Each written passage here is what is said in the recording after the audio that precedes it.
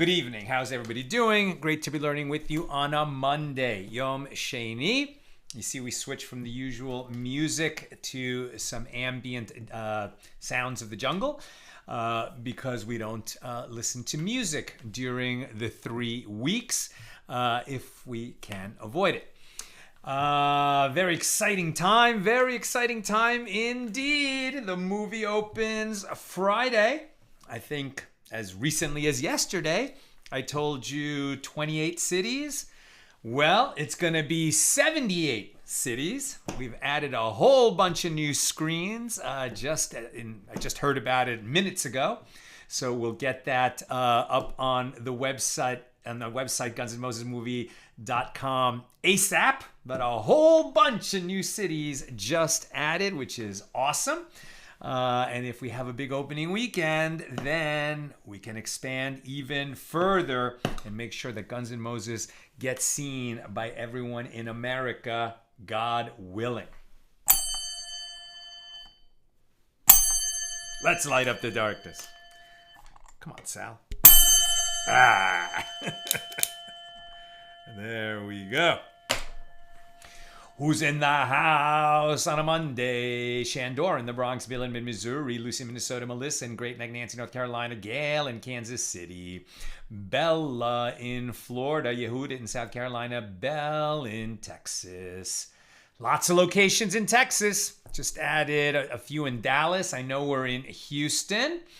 Lots in South Florida. Now Minnesota's on the list. I think Wisconsin's also on the list. I can't remember offhand, but just a bunch more. See, we just tripled our footprint on day one. So that's very exciting. Belle in Texas, Sharon in New Jersey, Michelle in Jupiter, Joe in the Inland Empire, Lorraine in Texas, Sharon. And so we begin the 3 weeks with jungle sounds, waiting for the singing cows. Amen. Yehudit. I saw an ad for Guns N' Moses on TV yesterday. That's so good. That's so good. We don't have that big studio budget, so we're not able to run ads, for 2 months or 1 month or multiple weeks leading up to our opening weekend. But this week, yes, we are. We've got radio spots. We've got TV spots. There's posters. People have been sending me pictures of posters that are up in Chicago and San Francisco, and I think we're San Francisco, definitely Dallas, Miami. And we're going to post that, put that up, I think, tomorrow, that if you see one of those posters, and one of the first 50 people to post a picture on social media of yourself with one of the street posters of Guns N' Moses, we'll send you a hat. Pretty cool.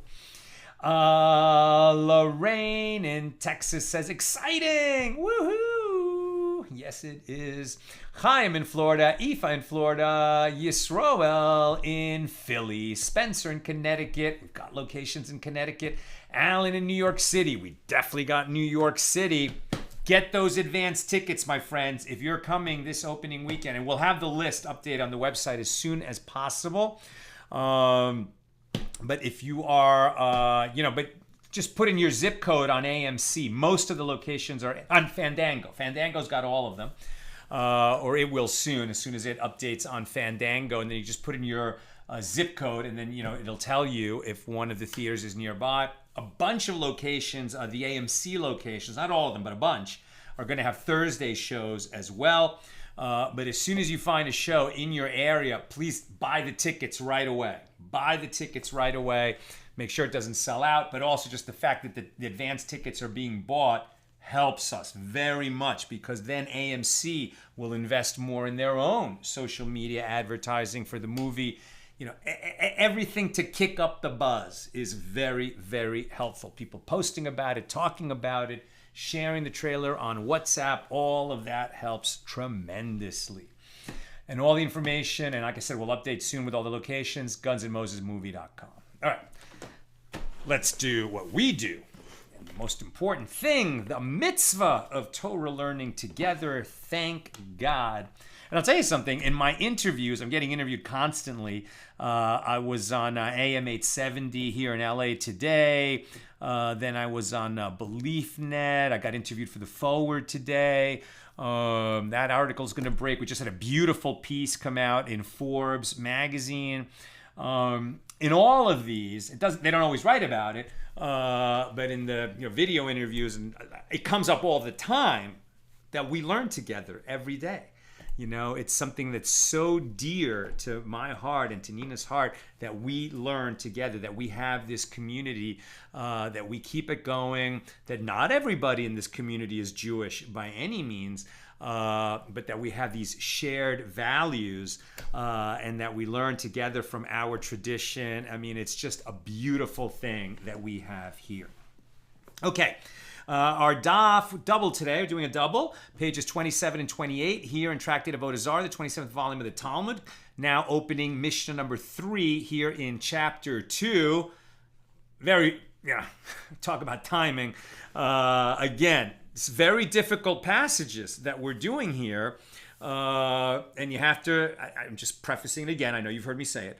But in case someone is new here, very important to understand that these decrees of the sages, which are very much meant to distance the Jews from the surrounding non-Jews in Talmudic times, which is mostly to say the Romans and other kinds of idolaters who were not only steeped in the forbidden practice of idolatry, but who killed Jews regularly. There was a real risk, right? That a non-Jew, that an idolater would kill a Jew. They'd practice violence, rape, forced idolatry, all kinds of terrible things. And their sages were passing these laws to keep us at a distance from those neighbors because, the Jews at that time did not enjoy the marvelous relationship that we have with our neighbors here in America. And while there certainly has been an explosion of overt and public and online anti-Semitism and outright Jew hatred, that's still a tiny minority of the people, as far as I know. That is certainly my belief. And we're just so blessed to have so many dear friends and allies in America. So keep that in mind, that it was a matter of life and death back then, 2,000 years ago, to keep a distance from the idolaters who posed a mortal danger to the Jews. Okay, Mishnah number 3. This Mishnah discusses the issue of accepting certain professional services from an idolater. One may be treated by idolaters provided that it is monetary treatment but not personal treatment. We're going to explain what that is in the Gemara. And one may not have his hair cut by them anywhere due to the danger that the idolater will kill him with the razor. This is the statement of Rabbi Meir. And the rabbis say, in the public thoroughfare, it is permitted to have one's hair cut by the idolater, but not when the Jew and the idolater are alone together. Because he has a sharp object near your neck. Yeah, not the situation you want to be in if this guy is harboring murderous feelings about you. That's the Mishnah. Now the Gemara. What is monetary treatment and what is personal treatment? If we say that monetary treatment is medical attention provided in exchange for payment, whereas personal treatment is medical attention provided for free, well then, let the Mishnah teach, one may be treated by idolaters in exchange for payment, but not for free. Why was it worded in this other way if that's what it meant? And the Gemara suggests that's not what it meant. Rather, monetary treatment is referring to medical treatment for a matter that poses no life-threatening danger, whereas personal treatment is referring to treatment for a matter that does pose life-threatening danger. Right? So this would be interesting. So you're allowed, apparently, according to this view, to accept treatment from the idolater if it's not a life-threatening emergency, but you're not allowed to take that treatment if it is a life-threatening emergency. That's counterintuitive. Let's keep reading. The Gemara rejects this suggestion, but doesn't Rabbi Yehuda say, even with regard to the wound of a bloodletting incision, right? Bloodletting was a standard medical practice in the ancient world, where for a whole host of maladies, they would say what you need to do is drain some of your blood. You'll get tired, you'll rest, and then you'll get better. That was just one of the most common medical practices there was, right? Rabbi Yehuda says, yeah, Jew can't accept that from an idolater, because the idolater is now going to take a blade to your vein. And if he goes a little too far, this will be more than a bloodletting. Right? Rabbi Yehuda says, even with regard to the wound of a bloodletting incision, we are not permitted to be treated by the idolaters. The wound left after bloodletting certainly does not pose life-threatening danger, and yet a Jew is prohibited from having it treated by an idolater. So rather, monetary treatment is referring to medical treatment provided for one's animal, whereas personal treatment is referring to treatment provided for his own body.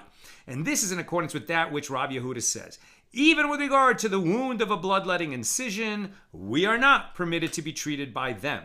Rav Chisda says that Mar Ukva says, but if an idolater said to him, such and such a potion is beneficial for this ailment, or such and such a potion is harmful for this ailment, it is permitted to adhere to the idolater's advice, because at least he's not going to have a blade at your neck, with which he might kill you at any moment. You can take the advice. Now, he might be giving you bad advice that could actually hurt you, but at least you'll have time to evaluate that. Seems to me why this would be permitted. Now we're on page 27b. The Gemara explains the rationale for this leniency.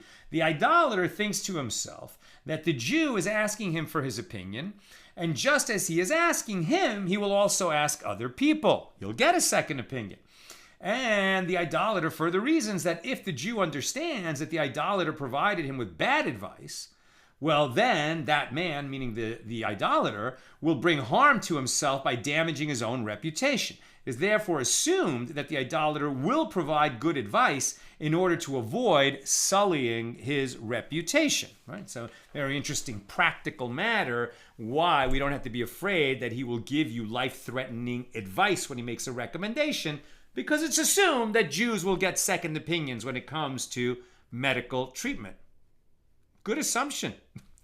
Or maybe that's why it's a good assumption, because we learned it from our ancestors 2,000 years ago.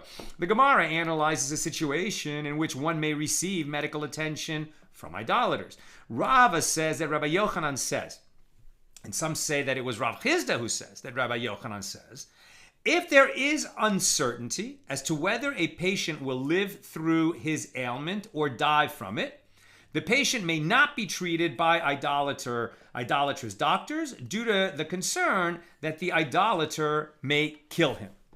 Right? So again, you'd think that if it's a life-threatening emergency, you'll take treatment wherever you can get it. But in that climate and time, right, I'll tell you something. There are certain corrupt countries, and I've been there, where the police are so corrupt that if you get robbed, if you even have, intruders in the house, the last thing you do is call the cops, because if they come, they'll rob you again, right? They'll hurt you even more. The cops are that dangerous. So it's something like that. So if a guy is having a life-threatening emergency, then he calls this idolatrous doctor. That doctor has a chance to say, well, he was sick anyway. That malady was going to kill him. I can get in and kill him first. That's how dangerous this period was.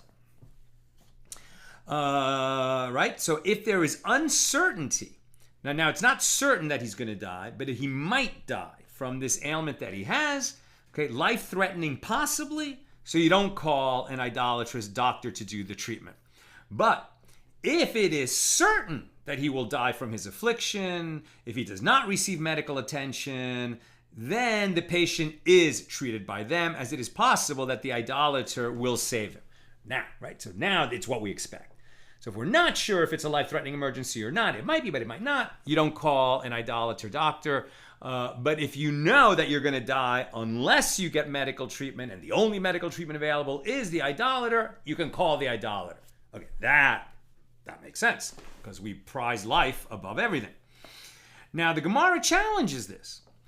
Even if it is certain that the patient will die if he is not treated, Nevertheless, there is value in temporal life. Temporal life. What does that mean? I.e., it is preferable for the Jew to live as long as his ailment permits, rather than risking a premature death at the hands of the idolatrous physician.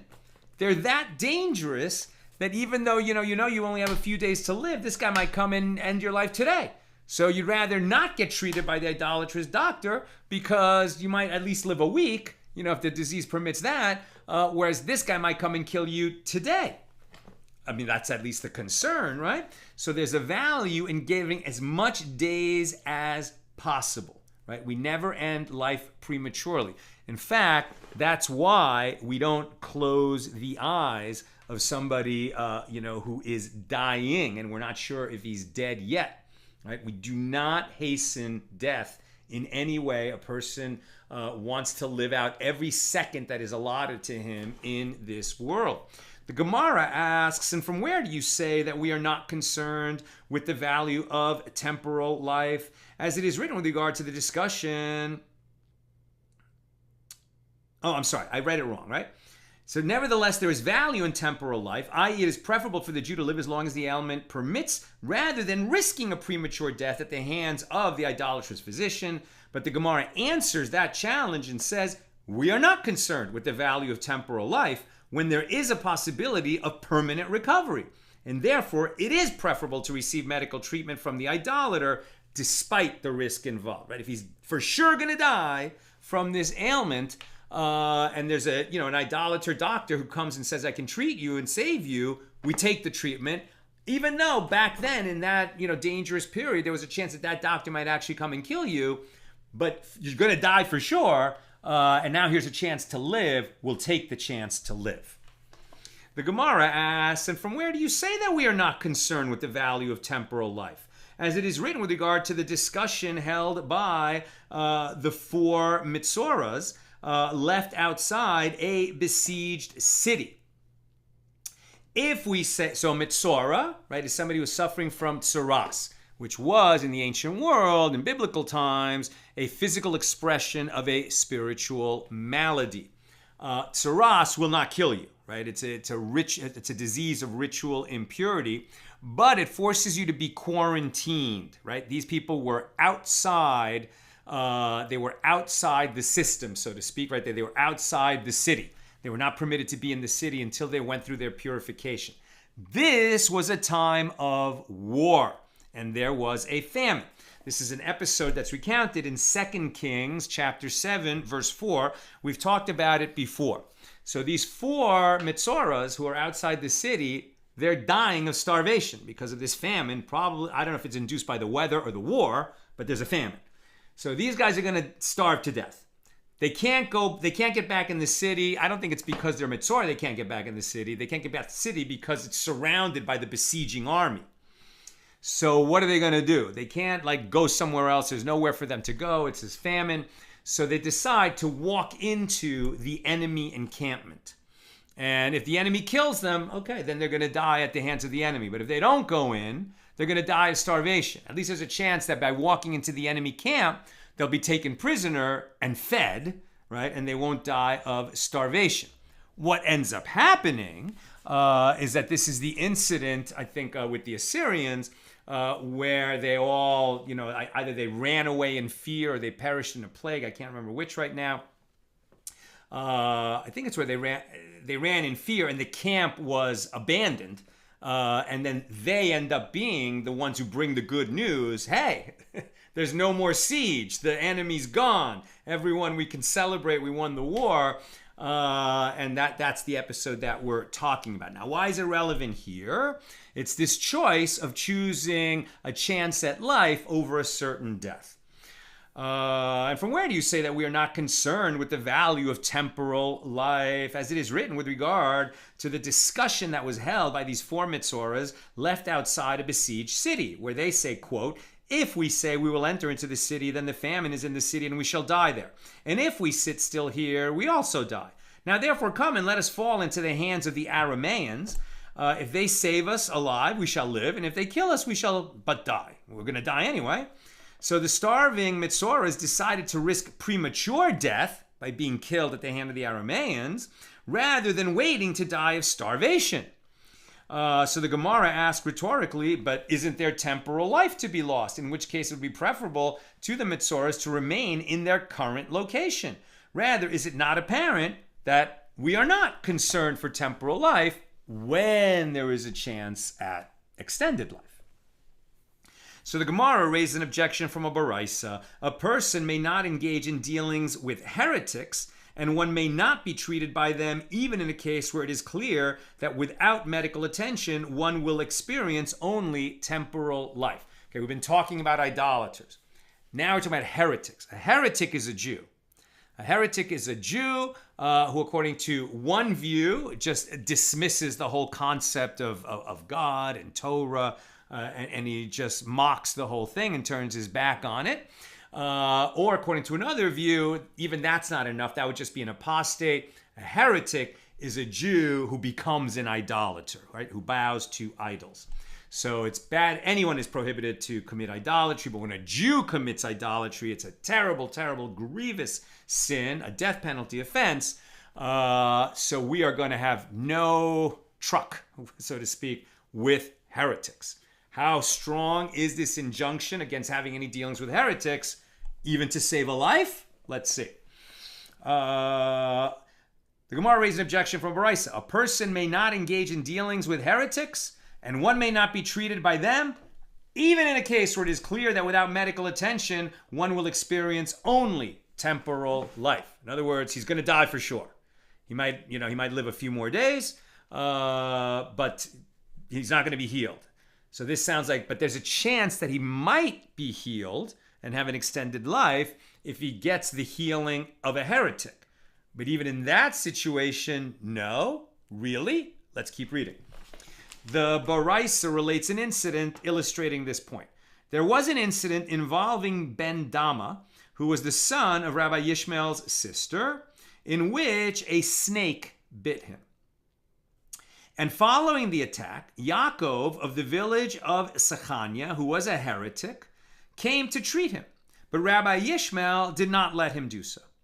And Ben Dama said to him, Rabbi Yishmael, my brother, let him treat me, and I will be healed by him. And I will cite a verse from the Torah to prove that accepting medical treatment from a heretic is permitted in this situation. But then, Dama did not manage to complete the statement before his soul departed from his body and he died. So he couldn't even offer his proof about why it should be permitted to have a heretic come and give him treatment for his snake bite. He died that quickly. It was a very poisonous snake. And so he didn't give his proof about why a heretic should be allowed to treat him, and he certainly didn't get the treatment of the heretic. He died. Rabbi Yishmael recited with regard to him, fortunate are you, Ben Dama, as your body is pure and your soul departed in purity. And you did not transgress the statement of your colleagues who would state the verse from Ecclesiastes 10:8, and who breaks through a fence, a snake shall bite him, i.e., one is punished for ignoring an ordinance of the sages. Now, that doesn't mean that he got punished by being bit by a snake because he violated an ordinance of the sages. He never did violate an ordinance of the sages. It was just kind of unfortunate accident that he got bit by the snake. He would have violated that ordinance by taking treatment from a heretic, but it didn't happen because he died before that could happen. Now, this incident indicates that it is not permitted for one to accept medical treatment from a heretic, even if it is clear that without it, he will live only a short while. Now, the Gemara explains, heresy is different as it is enticing. So one explanation for why we don't take treatment from a heretic is because of a public policy type of standpoint, right? This is the same idea where a city might make the decision that they will not ransom people who've been kidnapped, under any circumstances because it encourages the kidnappers to kidnap more people. I'm not saying that's a good decision or a bad decision. I'm saying they're doing that under the philosophy of we're going to save more life by not saving this life. It's a very, very tough decision. And obviously, it has parallels in current events. So here, the Gemara says, heresy is different as it is enticing. In other words, it is prohibited to accept medical treatment from a heretic, as one might come to be drawn after his heresy. And by contrast, receiving medical attention from an idolater is permitted if it is certain that one will die if he is not treated, right? Because the idolater, okay, he's an idolater, but you're not going to be drawn after that. He's not a Jew. The heretic is a Jew who has become, at the very least, a total apostate, mocking God and Torah, or perhaps even become an idolater, a Jewish idolater. It's just the lowest of the low and the most dangerous thing there is, according to the sages. And we want to have nothing to do with him, even at the cost of not getting medical treatment that might save this person who's having this emergency. Not everyone is going to hold by that ordinance, when push comes to shove in that kind of emergency. But remember, we also don't live in the kind of climate that they lived, right? And heretics, by the way, like this, were quite apt to become informers or even, instruments of death by the Romans aimed at the Jews. Now, the master said above, you did not transgress the statement of your colleagues who would state the verse, and who breaks through a fence, a snake shall bite him. And the Gemara asks, but Ben Dama was also bitten by a snake, even before his declaration of Rabbi Yishmael. So how can he be considered fortunate? And the Gemara explains, the snake mentioned in the curse of the sages is different, as it has no remedy whatsoever. Although Ben Dama was bitten by a snake, he could have been healed. And the Gemara asks, and what would Ben Dama have said? What verse did he intend to cite as proof that it was permitted for him to be healed by a heretic? And the verse states, you shall therefore keep my statutes and my ordinances, which if a man do, he shall live by them. Very famous verse from the Torah, Leviticus 18:5. And this teaches that one should live by God's commandments and not that he should die by them. So this verse serves as a source for the law that one may violate a prohibition in order to save a life. Let me read to you where this law ended up, right? Heresy is different. It is prohibited to be treated by a heretic in all cases, lest others be drawn after his beliefs. Nevertheless, a Jew may accept treatment from a healer who provides medical aid using incantations. This applies only if the healer does not mention the name of a deity in his incantation. If a deity is mentioned, one must die rather than allow himself to be treated because you're participating in idolatry. Accepting treatment from a healer who is a heretic is always prohibited, as it is presumed that he will invoke the name of a deity in the course of his treatment. Right? So this assumes the definition of heretic, that he has become an idolater. Okay, so Ben Dama would have said, but wait a minute, we are told to live by the commandments. So if there's a chance at life, why would I, accept dying? And now the answer is going to be, well, there are certain situations where we do accept to die. And why does Rabbi Yishmael disagree with Ben Dama? He maintains that this matter applies only in private, but in public, one may not transgress a prohibition even to save a life. As it is taught in a Baraisa, the Rabbi Yishmael would say, from where is it derived that if oppressors say to a person, worship an idol and you will not be killed, that one should worship the idol and not be killed? Because the verse states, he shall live by them, and not that he should die by them. So one might have thought that this applies even in public. Therefore, the verse states, and you shall not profane my holy name. So this would seem to suggest that in private, right, if an idolater says, bow to the idol or I'm going to kill you, so if it's in private, it would be permitted, according to this view, to bow down to the idol in order to save your life. But if he says that to you in public, then you should not. Then you should accept to be killed rather than to commit idolatry in a public forum because it desecrates God's name. Now, that's the way it's stated so far in our argument. Where does this law end up, according to Shulchan Aruch? What is the halacha about becoming a martyr rather than commit idolatry? 3 cardinal sins: bloodshed, idolatry, and forbidden sexual relations may not be violated even at the cost of one's life. Someone puts a gun to your head and says, you murder, this guy, or I'm going to kill you. You don't have a right to murder him, because is your blood redder than his? You don't have a right to life at the expense of his life. So if somebody points a gun to your head and says commit murder, you have to accept to be killed rather than commit murder. If somebody points a gun to your head and says rape that woman or I'm going to murder you, you cannot rape that woman. You have to accept to be murdered. And if someone says bow down to an idol or I'm going to kill you, you have to accept death. This applies both in private and in public. All other sins should be transgressed in order to save one's life, even in public. Right? So if the guy says, eat a ham sandwich or I'm going to kill you, you eat the ham sandwich. You don't bow down to the idol, commit murder or rape. Nevertheless, if the idolater attempts to force a Jew to transgress a particular prohibition for the express purpose of causing him to violate the Torah, one must sacrifice his own life rather than desecrate God's name in public. In private, it is permitted for one to transgress the prohibition, although he may choose to be killed instead. Right? So in the law is, in public, you're obligated to choose death rather than desecrate God's name by committing idolatry or violating the Torah as an act. You know, that the point of it is to make you violate the Torah. In private, it is permitted to accept martyrhood, death, but you're not obligated to. So you can make the choose not to. Now, a person, you know, when push comes to shove, might choose to bow down to the idol, and he will have committed a great sin, but he'll still be alive. And then I guess he'll have to atone for that. But he would have violated the law.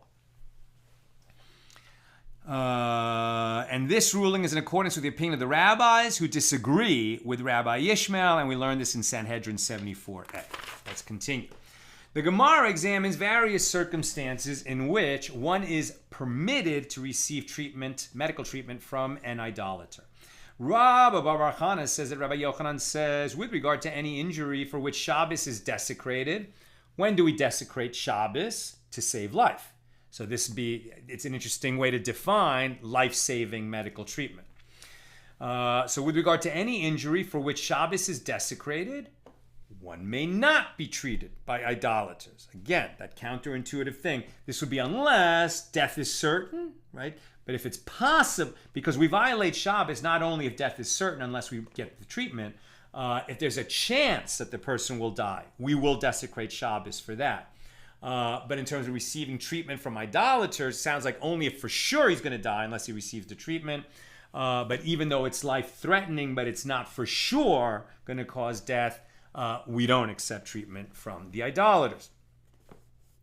Again, Rabbi Bar Chana says, Rabbi Yochanan says, with regard to any injury for which Shabbos is desecrated, one may not be treated by idolaters. And there are those who say that Rabbi Bar Chana says that Rabbi Yochanan says, with regard to any internal injury, one may not be treated by idolaters. And the Gemara asks, what is the difference between the two versions of Rabbi Yochanan's statement? There's a difference between them with regard to a case of one who was injured on the back of the hand or on the back of the foot, meaning the back of the hand or the top of the foot. As Rav Ada Bar Matana says, that Rav says injuries to the back of the hand and the top of the foot are like an internal injury, and one may desecrate Shabbos for their treatment. Fascinating. I wonder why. I think it might be that, first of all, you have blood vessels right here. You can see mine, and the skin here is very thin. Same with the top of the foot, and maybe that's why it's such a dangerous wound, but I'm not sure. As Rav Ada Bar Matana said, okay, I just read that. So Rav Zutra Bar Tuvia, and we are on page 28a now. Rav Zutra Bar Tuvia says that Rav says, with regard to any injury that requires a medical evaluation to determine whether or not it is fatal, one may desecrate Shabbos for its treatment. Rav Shemen Bar Abba says that Rabbi Yochanan says, and a burning fever is similar to an internal injury, and therefore one may desecrate Shabbos for its treatment. Desecrate Shabbos means, you can go fetch a doctor, even though it might mean lighting a torch in order to do it, or you can, boil water, even though it means kindling a fire and cooking water, things that you cannot do on Shabbos.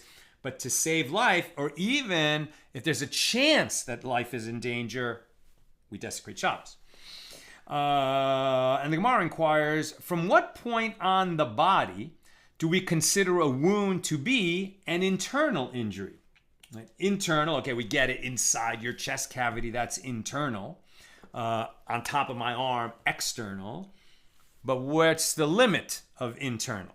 What's going to be the question? Inside your mouth, right? From what point of the body is a wound considered an internal injury? And Rabbi Ami explained from the lips inward. So Rabbi Eliezer raised a dilemma. With regard to afflictions located in the gums or teeth, what is the law?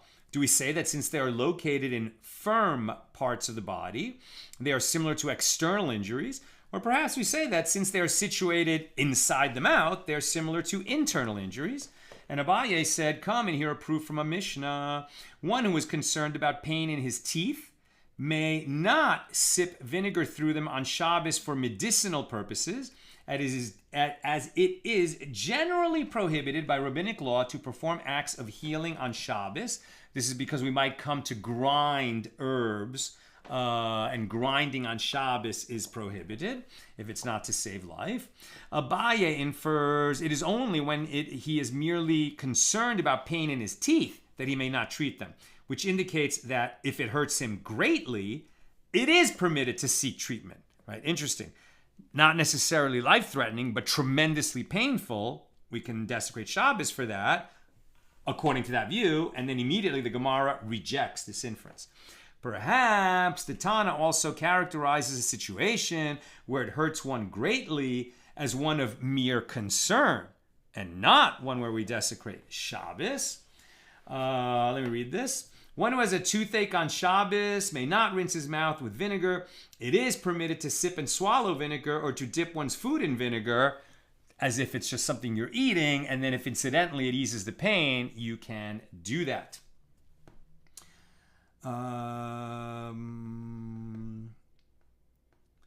In terms of teeth and actually desecrating Shabbos, teeth may be treated only if one experiences such severe pain that he cannot function properly. Interesting.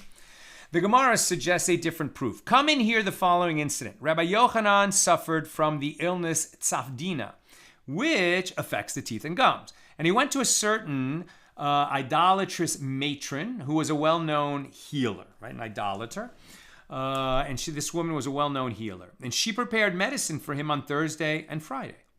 And Rabbi Yochanan said to her, what shall I do tomorrow on Shabbos when I cannot come to collect the medicine from you? And she said to him, you will not need it. Rabbi Yochanan asked her, if I do need it, what shall I do? She said to him, take an oath to me that you will not reveal the remedy, and I will tell you so that you can prepare it yourself should you need it. Rabbi Yochanan took an oath to her, saying, to the God of the Jews, I will not reveal it. She revealed the remedy to him. On the following day, Rabbi Yochanan went out and taught it publicly, revealing the secret of the remedy. Now, this is shocking.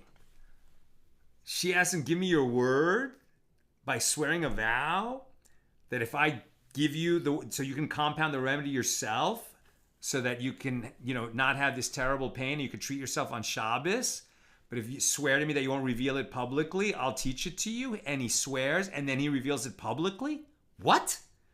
This is Rabbi Yochanan, one of our greatest sages and a man of impeccable moral character. So our antenna has to be up. There's obviously more to this story than meets the eye. What's going on? The Gemara challenges. But Rabbi Yochanan took an oath to her that he would not reveal her secret. The Gemara explains that his vow meant, I will not reveal it to the God of the Jews. Obviously, God knows everything. He can't reveal it to the God of the Jews, but this sounds like a word trick, which indicates, but I will reveal it to his people, the Jews. So the Gemara challenges, but even so, isn't there a desecration of God's name? As the matron now thinks that a great man of Rabbi Yochanan's stature violated his vow? Says the Gemara, as soon as she disclosed the remedy to him, he informed her that his vow would not prevent him from publicizing it. He said, no. The vow that I just swore is not going to keep me from doing it, and I'm going to tell you right now that I'm going to reveal that publicly. So he's not doing it in an underhanded manner, although it was kind of underhanded that he got her to reveal the secret to him. But now he's telling her, I'm going to reveal this. How could he behave that way? Says Rav Steinsaltz, Rabbi Yochanan reasoned that as this knowledge contained the potential to save lives, it was permitted for him to obtain and teach this cure, even by deceptive means, because who was he deceiving after all? Somebody who's steeped in idolatry, and who is he going to save? His people. Still problematic, but here it is. Now, with regard to the issue at hand, the Gemara infers, apparently, an affliction that affects the gums is similar to an internal injury, as it was permitted for Rabbi Yochanan to prepare the remedy on Shabbos, right? That would desecrate Shabbos if he's grinding herbs. So it must be that his pain was great enough, and his problem was, the danger was great enough that he could desecrate Shabbos. So this was a life-threatening situation. Rav Nachman Bar Yitzchak said, Tzavdina is different, since it begins in the mouth and ends in the intestines, i.e. the disease spreads until it infects one's intestines, and therefore it is considered an internal affliction even while it is only in the mouth. We're still looking at the question of, is something in the mouth considered an internal injury or not? This is different because it starts in the mouth and definitely becomes an internal malady. What if it was just a canker sore? That would be seemingly different. So the Gemara inquires, what are the symptoms of tzavdina? If one places an item between his teeth, blood flows from the rows of teeth. From what does it result? It results from the consumption of very cold wheat, and from very hot barley, and from remains of fried fish. With what remedy did this idolatrous matron treat Rabbi Yochanan? Rabbi Achan, the son of Rava, said it was water in which leaven was steeped, olive oil, and salt. And Mar bar Rav Ashi said she smeared goose fat over his gums with a goose feather. Abaye said, I prepared all these medicines and I was not cured of this ailment until a certain Arab told me the remedy for it. Take olive seeds that are less than 1/3 ripe and burn them in a fire on top of a new hoe and stick them along the row of gums. I did this and was cured. Now this is, the Arab didn't cure him, but he took the advice and was cured. Remember that even though we think of Arabs as Muslims, who we probably say are not idolaters, since they believe in the one God, there was no Islam at this time, right? So Arabs were idolaters at that time. New subject. It was stated above that Rabbi Yochanan sought the medical attention of an idolater. And the Gemara asks, how could Rabbi Yochanan do so? But doesn't Rabbi Bar Chana say that Rabbi Yochanan says, with regard to any injury for which Shabbos is desecrated, one may not be treated by idolaters. Tzavdina is a disease for which Shabbos is desecrated. And yet, Rabbi Yochanan was treated by an idolater. Right? And what's the reason we don't accept that treatment? Because we endanger ourselves, the way things were at that time, that if you get treated by an idolater, the idolater might kill you. And the Gemara answers, an important person such as Rabbi Yochanan is different, as the idolaters would not dare to kill him. The Gemara questions this, but Rabbi Abahu was an important person, and yet Yaakov the heretic placed upon his leg a salve, S-A-L-V-E, salve, that was actually a poison. There you go. Right? In that period, you go to somebody for a healing, and then they're the first to kill you. And if it were not for Rabbi Ami and Rabbi Asi, who licked his leg to remove the poison, his leg would have had to be amputated. So apparently Yaakov the heretic attempted to kill Rabbi Abahu, despite the fact that Rabbi Abahu was an important person. Now there's a difference between a heretic and an idolater. The Gemara explains the healer of Rabbi Yochanan was an expert physician who would not jeopardize her reputation by harming him. The Gemara rejects this explanation, but the healer of Rabbi Abahu was also an expert physician.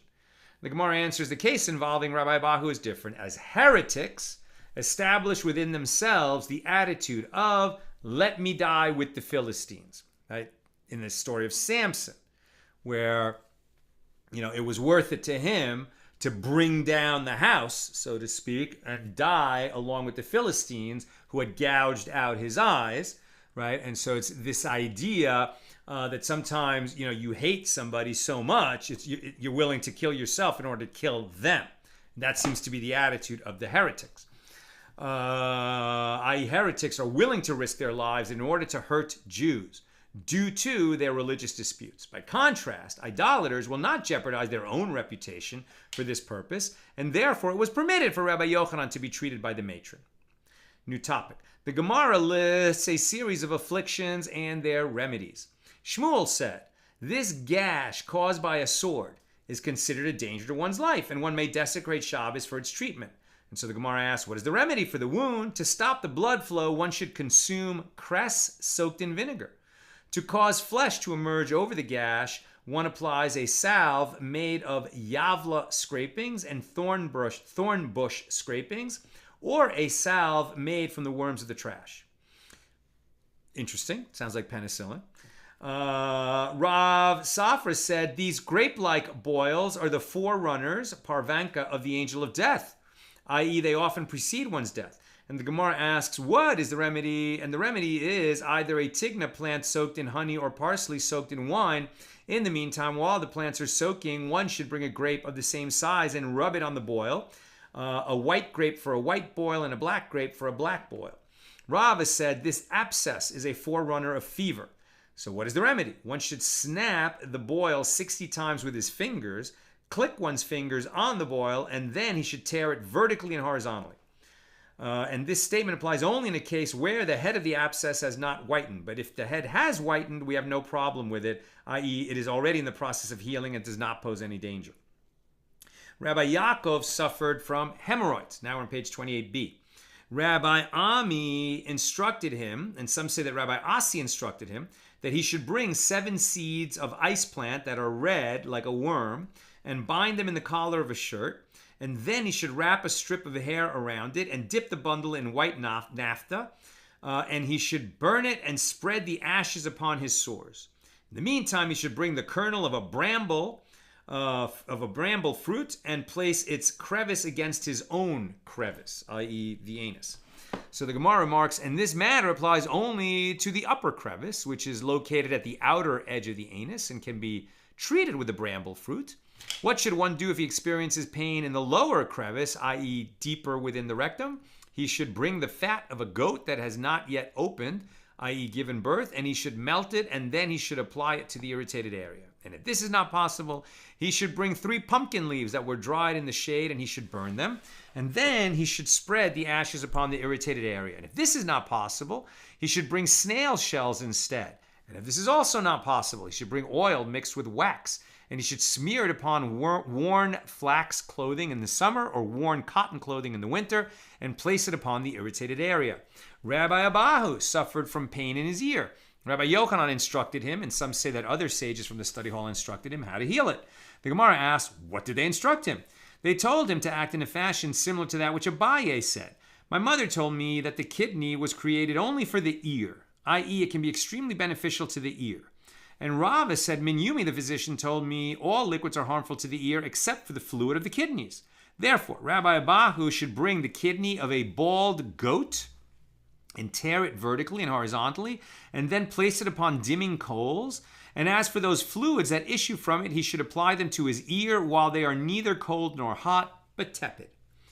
The Gemara adds, and if this is not possible, he should bring the fat of a large beetle and melt it and apply it to the ear. And if not, he should fill his ear with oil and prepare 7 wicks made of alfalfa, and bring dried garlic ends and tie the ends of the wicks with a strip of hair at one end and set the wicks aflame. And he should place the other end of each wick in his ear, one at a time, and place his ear opposite the flame.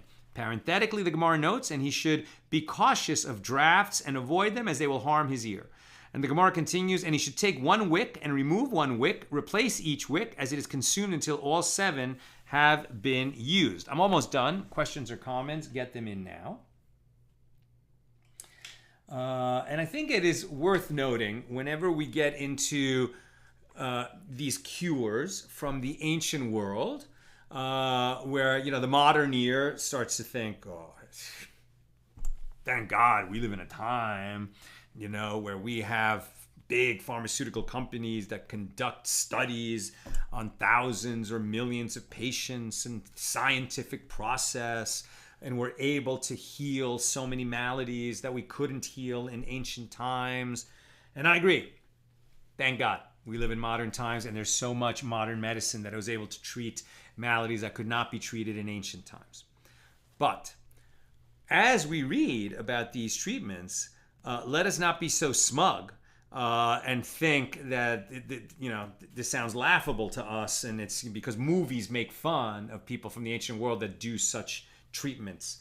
They didn't list these treatments in the Gemara because some fanciful, oh, it sounds funny, let's write it down.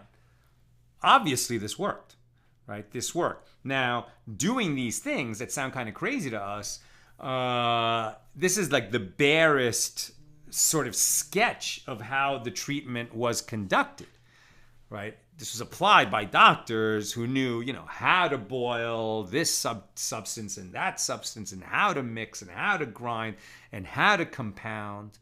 And maybe there was a strong placebo effect too, because you felt like an expert was taking care of you. But that's part of the modern world too. The fact is, if these treatments ended up listed in the Talmud, there's definitely something to them. Doesn't mean that we would know how to apply such treatments, because we've lost that knowledge living in the modern world where we rely on different kinds of doctors. But I will certainly say that I myself have benefited, from sort of non-Western medicine in certain situations where a Western doctor was ready to perform surgery that would have had me out for 6 months. And the guy practicing, Chinese medicine cured me with some manipulations and movements and exercises. And it was a full cure that I then had tested with, Western diagnostic equipment, and the cure was a cure. So there's a lot more to, the philosophy of medicine than is dreamt of in your philosophy, Horatio, to quote Hamlet. Okay, or to paraphrase Hamlet.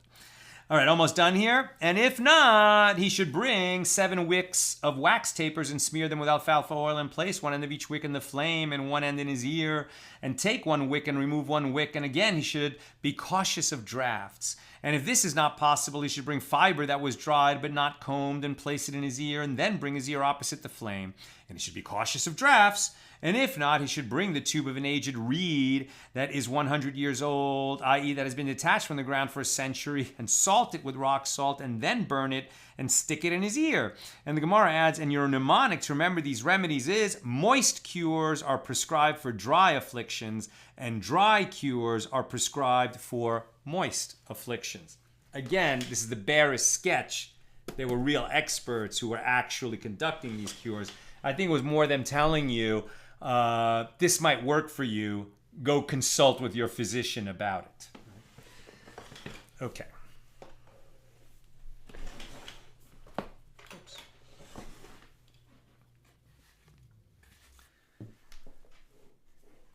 Joseph, if a man is dying and there's a physician surviving, and there's a possibility of surviving, yet he is not treated, then the possibility of repentance is also reduced. Very good. Very good. Certainly we say we'll violate a Shabbos so that he can keep many more Shabboses. But I think maybe you're commenting on this guy who accepts to commit idolatry publicly when he should have accepted death. So he violated the law. But then perhaps he can atone for that. Might not be easy to atone for that. Might be terribly difficult to atone for that. But as we've seen, the gate of tears is always open, and God is always waiting for us to come back to him. There's accountability, and I'm not saying that anyone should ever violate the law. So the law is, if someone holds a gun to your head and says, bow down to that idol, you're supposed to take the shot in the head. Bill. While I'm not saying the heretic doctor was trying to assassinate Rabbi Abahu, it occurs to me that in medicine, the difference between a poison and a cure can be very minute. Perhaps there is therefore also the concern that the heretic will be more careless with the Jewish patient due to their conflict with Judaism. Yes, I think you're reading that exactly right. And I think they basically said as much because they're in a situation where they can get away with killing the Jew because he's already so close to death's door. Bell, I'm still upset with the story of Rabbi Yonason. I think it was Yochanan, right? With Rabbi Yochanan. The healer matron probably didn't just mix together 3 or 4 items. Even in ancient pharmaceutical books, it is shown that there are lots of background work to develop the medicine. The healer matron was doing this as a source of income, and Rabbi Yochanan has deprived her from that employment. We scorn these ancient melodies, but they persisted because they brought relief in a lot of cases. Bloodletting, for example, promoted the production of T cells that gives a sense of well-being. I think you probably wrote that before I said what I said about these ancient remedies. So, we're definitely in agreement on that. The idea that he gave this away, I think, is very troubling. It's very troubling. But I would also remember what I read that the Lubavitcher Rebbe said. If we think that we, are going to judge the sages and find them morally deficient, there's a part of the story that we're missing or something that we're misunderstanding. Because Rabbi Yochanan is not going to steal her livelihood in a way that makes Chilul Hashem, and spread it to his people in a way that is unethical. So there has to be more to the story than this. As it reads, I agree with you. Very troubling. I just give Rabbi Yochanan the benefit of the doubt. So I would love to know more about it. I would really love to know more about it. Because even if you say that publicizing that bit of healing is going to save some lives, it's obviously going to alienate her, right? And she's never going to treat him or maybe anyone from the Jewish community again. And so in that sense, maybe she could have saved lives and now she won't. But on the other hand, maybe what happened, since we're told that he said to her right away, listen, I'm going to reveal what you told me. Maybe he was able to say that in a way that she accepted. Maybe. And it's something like he's going to say, I'm going to share this in your name. And my community is going to know that you're somebody who's developed medicine that's able to save lives like this. And okay, this treatment for this one malady, I'm going to give away. But now you're going to be regarded as an expert in our community and people will come to you for all kinds of treatments. Like I said, there might be more to the story. Shandora, funnily enough, I love that word, they actually do use sugar for hemorrhoids. So maybe the fruit being in the crack might have actually helped. It's used enough that there are multiple scholarly journals on it. Who knew? Thank you. Chaim in Florida, the ear thing is actually still practiced today. I'm no expert, but that sounded like ear candling, which is still done today, homeopathic. Yes, I think when you create this heat, it like sucks out some toxins or earwax. I've definitely heard of that.